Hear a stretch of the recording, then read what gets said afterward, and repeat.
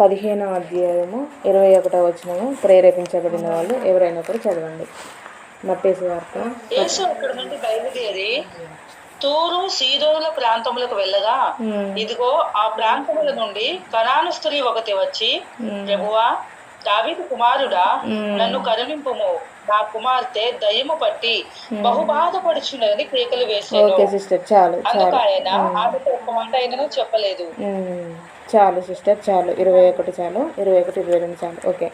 యేసు అక్కడ నుండి బయలుదేరి తూరు సీదోనుల ప్రాంతములకు వెళ్ళగా, ఇదిగో ఆ ప్రాంతముల నుండి కానాను స్త్రీ ఒకటి వచ్చి, ప్రభువా, దావీదు కుమారుడా, నన్ను కరుణింపుము, నా కుమార్తె దయ్యము పట్టి బహుబాధపడుచున్నదని కేకలు వేసెను.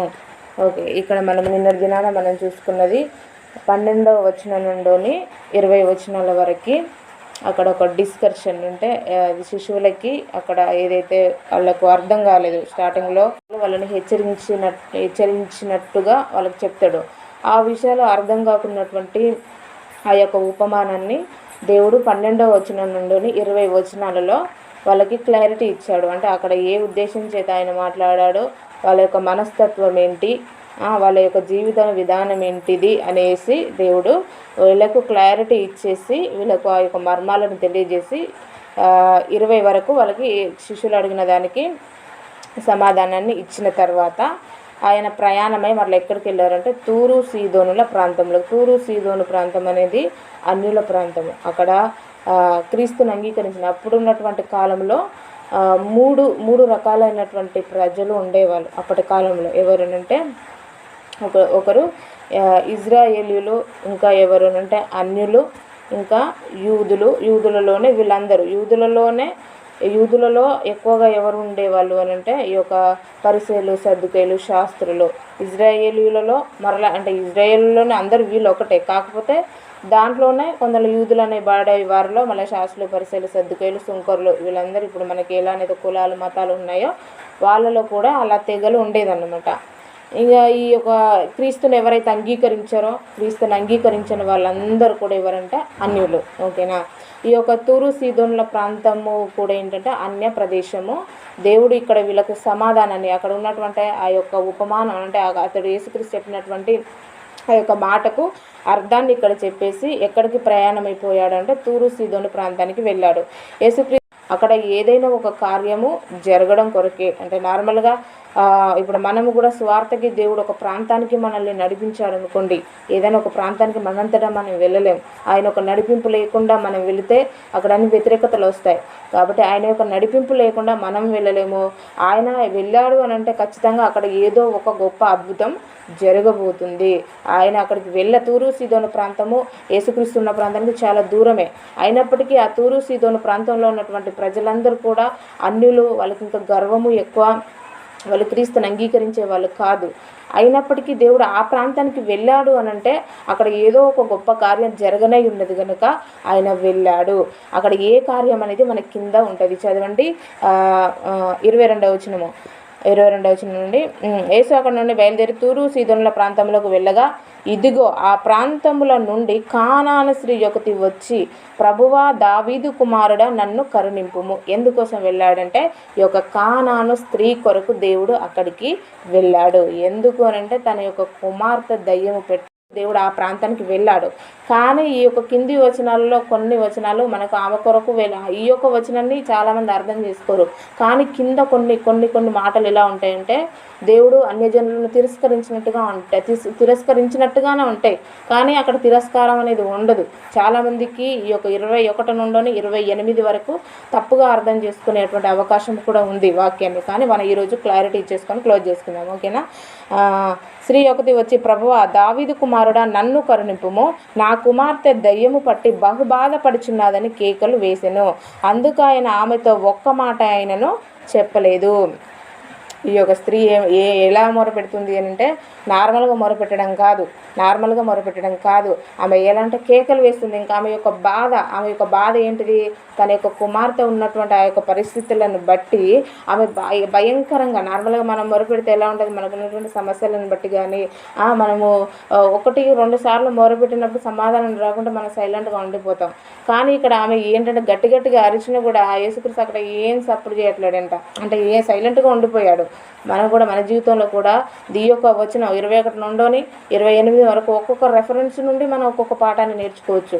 మనం ఒక ప్రాంతానికి నడిపించబడుతున్నామంటే అక్కడ ఏదో ఒక అద్భుతం చేయనే ఉంది, దేవుడు అక్కడ ఎవరినో ఒకరు వాడుకోవాల్సి ఉంది, లేకపోతే అక్కడ ఉన్నటువంటి ఆ యొక్క పరిస్థితులను బట్టి అది అక్కడ ఏదో ఒక మార్పు జరగనే ఉంటేనే దేవుడు అక్కడ నడిపిస్తాడు. ఇక్కడ యేసుక్రీస్తు కూడా ఆ తూరు ప్రాంతానికి వెళ్ళాడు అని అంటే వెళ్ళాడు, కానీ ఆమె మొరపెడితేనే మరలా ఇక్కడ ఈయన సైలెంట్గా ఉండిపోయాడు. ఇక్కడ కింద చూడండి,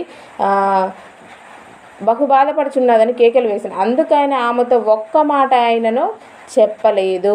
అప్పుడు ఆయన శిష్యులు వచ్చి ఈమె మన వెంబడి వచ్చి కేకలు వేయుచున్నది కనుక ఈమెను పంపివేయమని ఆయనను వేడుకొనగా. అక్కడికి వెళ్ళింది ఎవరి కొరకు అంటే ఆమె కొరకే దేవుడు అక్కడికి వెళ్ళాడు. కానీ ఆమె మొర పెడతా ఉంటే క్రీస్తు సైలెంట్గా ఉండిపోయాడు. సైలెంట్గా ఉన్నాడు అంటే ఆమె మొరని వినట్లేడని కాదు, లేదా మనకు కూడా కొన్నిసార్లు మనం చేసినటువంటి ప్రార్థనలకు సమాధానం రాకపోతే ఇక దేవుడు నా మొరని వినట్లేడు, ఆయన అసలు ఉన్నాడా లేడా, ఆయన నన్ను పట్టించుకోవట్లేదు, నాకు సమాధానాన్ని ఇవ్వట్లేడు, ఆయన నన్ను వదిలిపెట్టాడు, ఇంకా ఆయన ఎంతో మొరపెట్టినప్పుడు ఏంటంటే సమాధానం వస్తలేదు అనేసి మనము కూడా కొన్నిసార్లు విశ్వాసంలో నుండి దిగజారిపోతూ ఉంటాం. కానీ ఇక్కడ ఈమె నుండి మనం ఒక గొప్ప పాఠాన్ని నేర్చుకోవచ్చు. అక్కడ క్రీస్తు సైలెంట్గా ఉన్నా కూడా అక్కడ ఉన్నటువంటి శిష్యులు మరి ప్రభు ఆమె అంతగానో మొరపెడుతుంది, ఆమె అంత గట్టిగా అరుస్తూ ఉన్నది, ఏంటి అసలు ఆమె ప్రాబ్లం ఏంటో మీరు తెలుసుకొని ఆమెకు మీరు సమాధానాన్ని ఇవ్వచ్చు కదా అనేసి ఇక్కడ శిష్యులు కూడా అక్కడ క్రీస్తు ఏంటంటే ప్రోత్సాహపరచట్లేరు. వాళ్ళు ఏమంటున్నారు, అక్కడ క్రీస్తు సైలెంట్గా ఉండిపోయాడు. ఇక్కడ వీళ్ళ సమాధానం ఎలా ఉంది అని అంటే ఆమెను కనికరించే విధంగా లేదు. వీళ్ళు కూడా ఏంటంటే ఆమె అంతగానో అరుస్తుంది కదా, ఆమెను పంపించేయి అనే విధంగానే మాట్లాడుతుంది. ఎందుకు శిష్యులు అలా మాట్లాడారు అని అంటే ఆమె ఒక అన్యురాలు. మార్కు సువార్తలో మనకి క్లియర్గా ఉంటుంది, చదవండి. మార్కు సువార్త 7వ అధ్యాయము 26వ వచనం నుండి ఎవరైనా చదవండి. మార్కు సువార్త 7వ అధ్యాయము 26వ వచనం. ఆ స్త్రీ పుట్టిన గ్రీకు దేశస్తురాలు. ఆమె తన కుమార్తె నుండి ఆ దయ్యంను వెళ్ళగొట్టమని ఆయనను వేడుకొన్నాను. ఆయన ఆమెను చూచి పిల్లలు మొదట తృప్తి పొందవలేము, పిల్లలు రొట్టె తీసుకొని కుక్క పిల్లలకు వేయట యుక్తము కాదనను. అందుకు ఆమె నిజమే ప్రభువా, అయితే కుక్క పిల్లలు కూడా మళ్ళీ క్రింద ఉండు, పిల్లలు పడవేయి ఉల్ట ముక్కలు తినడు కదా అని ఆయనతో చెప్పాను. ఓకేనండి, చాలు నాన్న, చాలు. 26 నుండి చూడండి. ఆ స్త్రీ సురోపేనికాయ వంశమందు పుట్టిన గ్రీసు దేశస్తురాలు. ఆమె తన కుమార్తెలో నుండి ఆ దెయ్యమును వెళ్ళగొట్టమని ఆయనను వేడుకొనెను. ఇక్కడ చాలా క్లియర్గా ఇచ్చాడు. గ్రీసు దేశ సురోపేనికయ వంశమందు పుట్టిన ఈ యొక్క వంశము యూదులకు మ్యాచ్ కాదు. ఎందుకనంటే యూదులు ఇజ్రాయేలీలు అంటే ఏంటిదంటే అన్యురాలు కాబట్టి అక్కడ ఎవరు పట్టించుకోవట్లేరు అని అంటే అక్కడ శిశువులు పట్టించుకోనట్టుగా మనకు కనిపిస్తుంది. కానీ యేసుక్రీస్తు పట్టించుకోకపోవడం కాదు, ఆయన వెళ్ళింది ఎవరి కొరకు అంటే ఆమె కొరకు. ఓకేనా, అది మనకి కింద అర్థమైతే కింద చూడండి. అందుకైన ఆమెతో ఒక్క మాట ఆయనను చెప్పలేదు. అప్పుడైన శిష్యులు వచ్చి ఈమె మన వెంబడి వచ్చి కేకలు వేయుచున్నది గనుక ఈమెను పంపివేయమని ఆయనను వేడుకొనగా ఆయన ఇజ్రాయేలు ఇంటి వారి నశించిన గొర్రెల యొద్దకే గాని మరి ఎవరి యొద్దకు నేను పంపబడలేదనను. అప్పుడు శిశువులు ఎప్పుడైతే అన్నారో అప్పుడు యేసుక్రీస్తు నోరు తెరిచి ఒక మాట అంటున్నాడు. ఏమనంటే ఇంకా ఈ మాట వినగానే అక్కడ ఉన్నటువంటి ఆ స్త్రీకి గుండెలు బద్దలు కావాలి. ఎందుకనంటే ఆమె అంత బాధతో మొరపెడుతుంది. అంత బాధతో మొరపెడితే అంతవరకు అంతసేపు అంతగానో మొరపెట్టినా క్రీస్తు సైలెంట్గా ఉండిపోయాడు. సైలెంట్గా ఉండిపోగానే మళ్ళీ కొంచెం వచ్చేసేది ఏంటిది, నేను ఇంతగానో అంటే మాట్లాడినా కూడా ఆమె సైలెంట్గా ఉంది అంటే నన్ను పట్టించుకోవట్లేదు, అలాంటప్పుడు నేను ఎందుకు ఆమెతో మాట్లాడాలి ఉండాలి అనేటువంటి స్వభావము మనలో అంటే నార్మల్గా మనుషులు ఎవరిలోనే 8 వరకు మనం గమనిస్తే ఆమె యొక్క మాటలో ఎంత ఏంటంటే పాజిటివ్గానే ఉంటుంది. అక్కడ క్రీస్తు సమాధానం ఇవ్వకపోయినా అక్కడ శిష్యులు వ్యతిరేకంగా మాట్లాడినా కూడా ఆమె ఎక్కడ కూడా నెగిటివ్గా ఫీల్ అయినట్టుగా మనకు కనిపించదు. మరలా ఒకసారి చూడండి, అందుకైనా ఆమెతో ఒక్క మాట ఆయన చెప్పలేదు. అప్పుడైన శిష్యులు వచ్చి ఈమె మన వెంబడి వచ్చి కేకలు వేయించినది కనుక ఈమెను పంపివేయమని ఆయనను వేడుకొనగా ఆయన ఇజ్రాయేల్ ఇంటి వారై నశించిన గొర్రెల యొద్దకే కానీ మరి ఎవరి యొద్దకును నేను పంపబడలేదనను. అక్కడ ఏంటంటే చాలా క్లియర్గా చెప్పాడు. ఏమని చెప్పాడు అని అంటే, ఇజ్రాయేలీలు ఎవరైతే ఉన్నారో ఆ ఇజ్రాయేలీలలోనే ఎవరైతే నశించేటువంటి వ్యక్తులు ఉన్నారో వాళ్ళ కొరకే నేను అంటే మొదటి రాకడలో నేను ఎందుకు వచ్చాను అనేటువంటి విషయాన్ని చెప్తున్నాడు. ఎందుకు వచ్చాడనంటే, ఎవరైతే ఇజ్రాయేలీలు ఉన్నారో అంటే క్రీస్తును అంగీకరించినటువంటి వ్యక్తులు క్రీస్తు చేత అంటే ఏర్పరచబడి ప్రత్యేక జనాంగంగా అబ్రహాముకు దేవుడు ఇచ్చినటువంటి వాగ్దానం ఏదైతే ఉందో ఆ వాగ్దానముకు యొక్క నెరవేర్పైనటువంటి ఆ యొక్క ఇజ్రాయేలీలో ఉన్నటువంటి నశించిన వారి కొరకే నేను వచ్చాను కానీ ఇంకెవరికి రాలేదు అనగానే ఆమె యొక్క సమాధానం ఎలా ఉండాలి ప్రభువా అంటే ఆమె యొక్క సమాధానం ఎలా ఉండాలి, అరే నేను కేవలము ఆమె వెంటనే ఎలా రియాక్ట్ కావాలంటే, ఏంటి ప్రభా మేము కూడా మనుషులమే కదా, మీరు ఎందుకు ఓన్లీ ఇజ్రాయేలీల కొరకే వచ్చినాను అనేసి చెప్తున్నారు అనేసి ఏంటంటే వ్యతిరేక భావం ఆమెలో రావాలి. కానీ ఆమెలో ఆ భావమైనే అసలు అది ఏంటంటే ఆమె వ్యతిరేకమైనటువంటి ఆలోచననే ఆమెలో ఉండదు. ఆమె ఎంత పాజిటివ్గా కింద సమాధానం ఇస్తుంటే మరలా ఒకసారి చూడండి.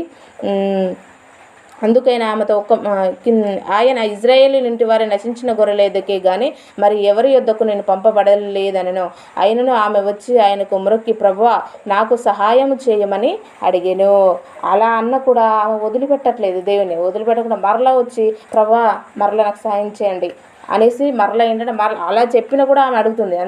అందుకు ఆయన పిల్లల రొట్టె తీసుకొని కుక్క పిల్లలకు వేయుట యుక్తము కాదని చెప్పగా ఆమె నిజమే ప్రభువా, కుక్క పిల్లలు కూడా తమ యజమానుల బల్ల మీద నుండి పడు ముక్కలు తినును కదా అని చెప్పును. ఎంత చక్కగా సమాధానం ఇచ్చింది చూడండి. ఈ యొక్క పిల్లలు ఎవరంటే ఈ యొక్క యూదులు, ఈ యొక్క ఇజ్రాయేలీ ప్రజలు కుక్కలతో ఎవరిని పోల్చాడనంటే అక్కడ ఉన్నటువంటి ఆ యొక్క అన్యురాలైనటువంటి స్త్రీ. అలా పోల్చిన కూడా అంటే యేసుక్రీస్తు చూసిన ఎలా మాట్లాడుతున్నాడో నన్ను కుక్కతో పోల్చాడు అనేటువంటి వ్యతిరేక భావం కూడా ఆమెలో రాలేదు. ఈ యొక్క రొట్టె దేనికి సాదృశ్యం అంటే దేవుని యొక్క వాక్యానికి సాదృశ్యంగా మనం తీసుకుంటే, నేను ఇజ్రాయేలీలకు నేను వాక్యాన్ని బోధించడం కొరకు నేను వచ్చానని చెప్తే ప్రభువా అంటే వాక్యాన్ని ఎవరు అంగీకరించినా కూడా వాక్యాన్ని ఎవరు అంగీకరించేటువంటి మనసు ఎవరికి ఉన్నా కూడా ఆ వాక్యము అందరికీ చెందుతుంది అనే విధంగా ఆమె యొక్క సమాధానానికి క్రీస్తు అక్కడ హవాక్ అయిపోయి వెంటనే నువ్వు ఏదైతే అనుకుంటున్నావో అది జరిగిపోతుంది అనేసి కింద సమాధానం ఇస్తాడు. ఆమెలో ఉన్నటువంటి విశ్వాసాన్ని ఆయన పరీక్షించాడు. యాక్చువల్గా వెళ్ళింది ఆమె కొరకే. ఇక్కడ ఈ యొక్క 24వ వచనంలో ఉన్నటువంటి దాన్ని చూస్తే క్రీస్తుకు మళ్ళా పక్షపాతము ఉన్నదని కాదు, కొరకే వచ్చాడా. అట్లయితే మరి ఇజ్రాయేలీలు మాత్రమే క్రీస్తుని అంగీకరించాలి, మిగతా వాళ్ళందరూ కూడా ఏంటంటే అన్య దేవతలను పూజించవచ్చు, వాళ్ళ కొరకే దేవుడు వచ్చాడు అనేటువంటి అపోహలు కూడా కొంతమంది పెట్టుకుంటారు. దేవుడు ఆ ఉద్దేశంతో చెప్పలేదు. ఆయన అందరికీ దేవుడు ఆయన నశించుచున్నటువంటి వారి కొరకే ఈ లోకానికి వచ్చాడు. కానీ ఆయనలో మళ్ళీ పక్షపాతం ఉన్నదని కాదు. కాకపోతే ఏంటంటే ఇజ్రాయేలులో స్టార్టింగ్లో దేవుడు అబ్రహాము నుండోని ఏ విధంగానైతే అబ్రహాము నుండోని క్రీస్తు ఏ విధంగానైతే అంటే వారి యొక్క సంతానం నుండి వచ్చాడో ఆ యొక్క సంతానాన్ని దేవుడు ఏర్పరచుకున్నాడు.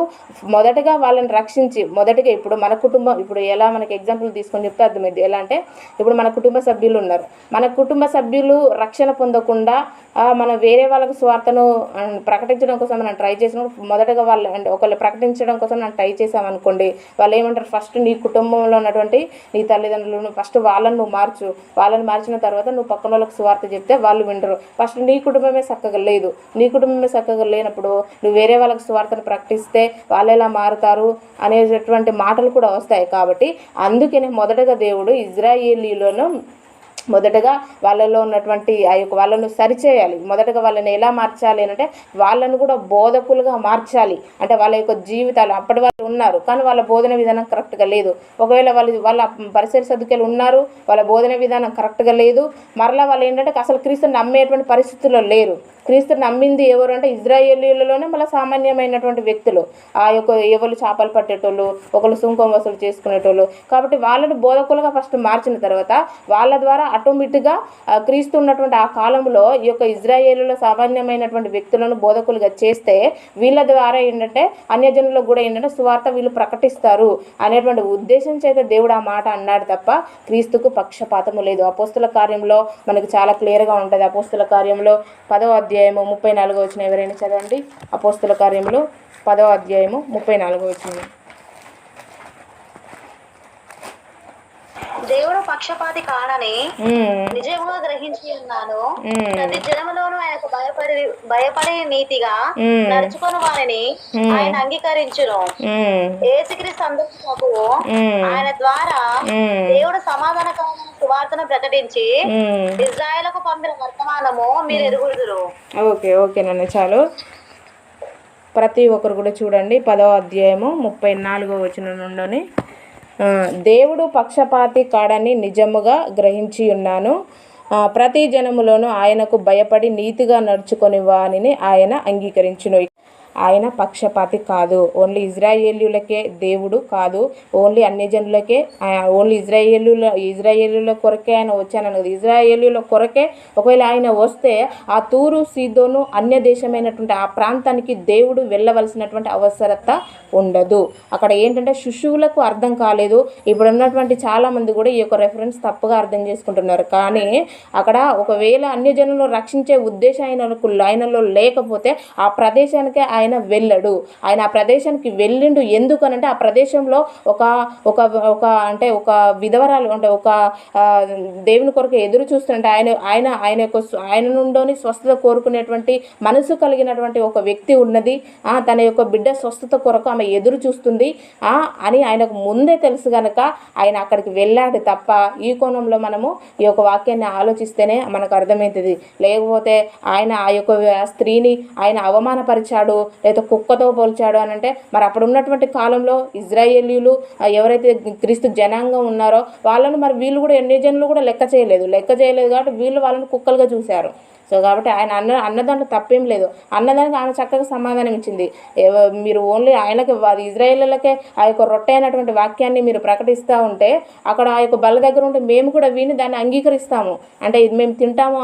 అది బల్ల కింద పడ్డ రొట్టెలను ఏ విధంగానైతే కుక్కలు తింటాయో అదేవిధంగా మీరు ఇచ్చేటువంటి ఆ యొక్క వాక్యాన్ని మేము కూడా మనసు ఉంటే ఖచ్చితంగా ఎవరైనా దాన్ని అంగీకరించవచ్చు అనే విధంగా ఆమె సమాధానాన్ని ఇచ్చింది.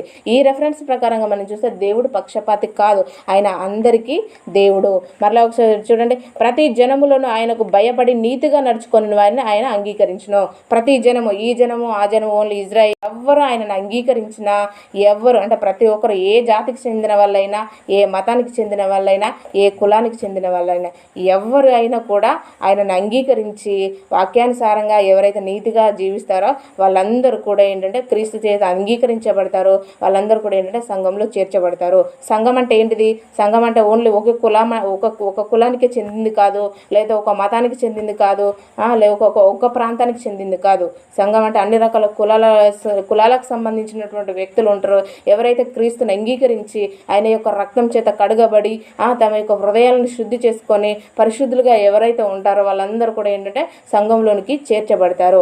ఆ సంఘము ఎవరి చేత ఏలబడుతుంటే క్రీస్తు చేత నడిపించబడుతుంది. అంతేకాని ఆయనకు భేదాభిప్రాయాలు ఏమి లేవు. ద్వితీయోపదేశకాండంలో కూడా ఒక మాట ఉంటుంది.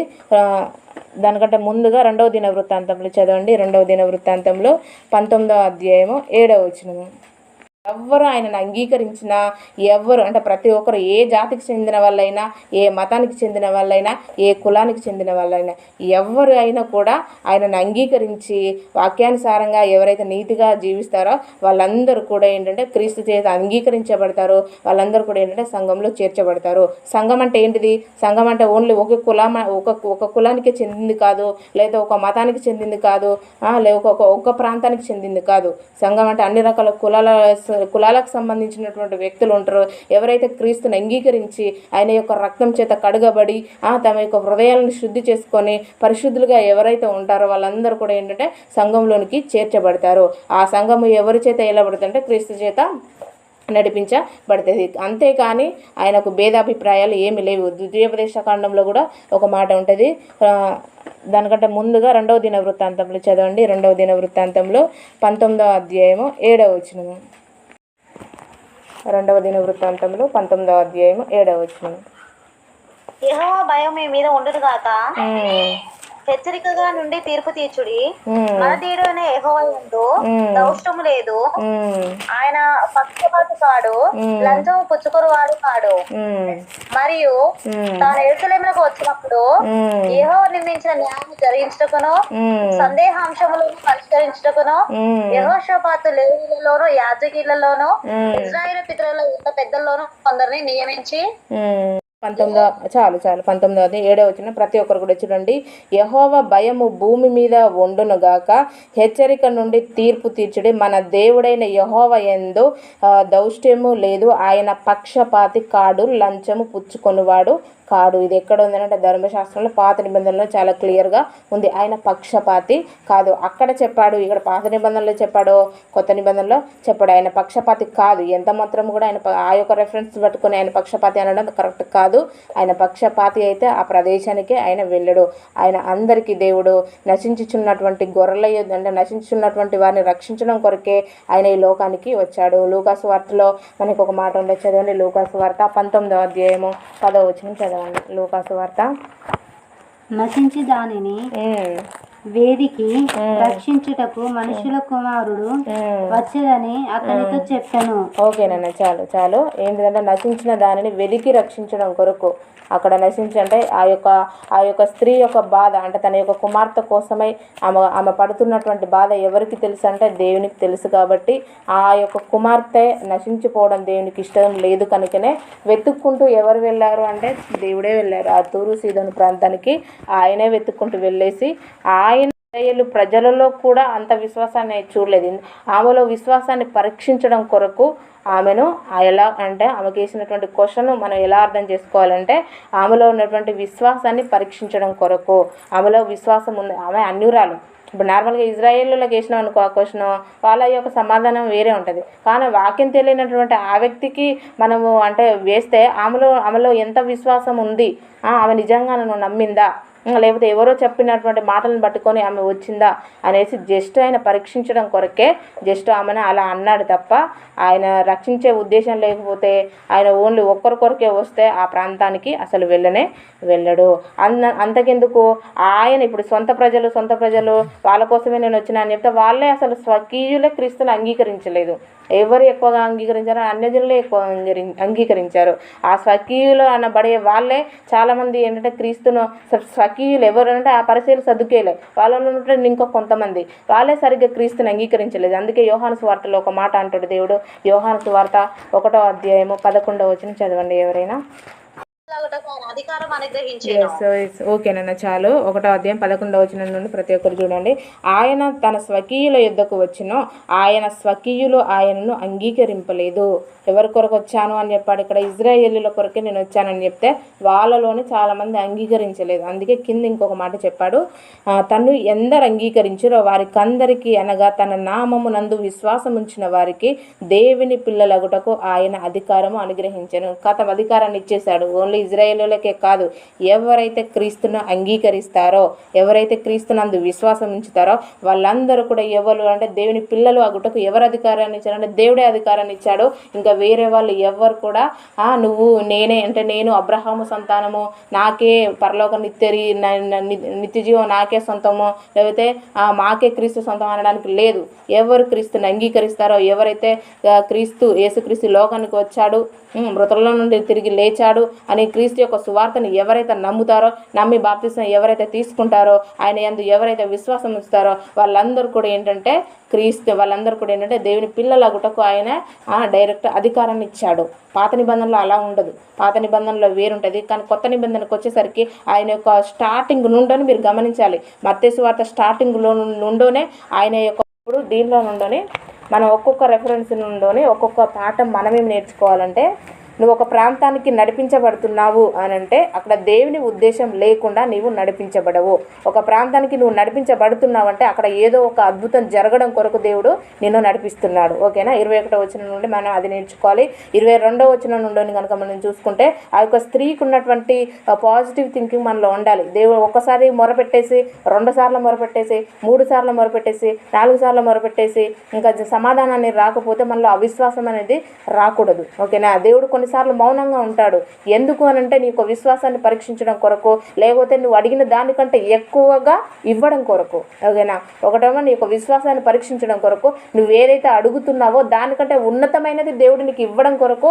ఆయన యొక్క సమాధానం కొన్నిసార్లు లేటుగా వస్తుంది, కొన్నిసార్లు అసలు సమాధానమే ఉండదు. సమాధానం ఉండనంత మాత్రాన మనం కృంగిపోకూడదు. అసలు మనకు సమాధానాన్ని ఇవ్వనంత మాత్రాన ఆయన గురించి మనం తప్పుగా అర్థం చేసుకోకూడదు.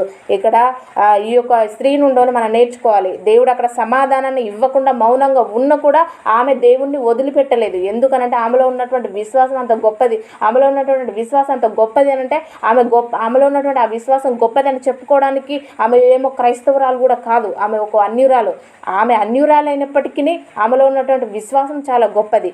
ఆమె అయినప్పటికీ ఆమెలో ఉన్నటువంటి ఆ విశ్వాసాన్ని నిరూపించడం కొరకు అక్కడ యూదులు, పరిసయ్యులు, సద్దుకాయలు ఎవరైతే ఉన్నారో, దేవుని అంగీకరించిన వాళ్ళు ఎవరైతే ఉన్నారో వాళ్ళకు సిగ్గు కలగడం కొరకు దేవుడు అక్కడ ఆమెను వాడుకున్నాడు. ఓకేనా?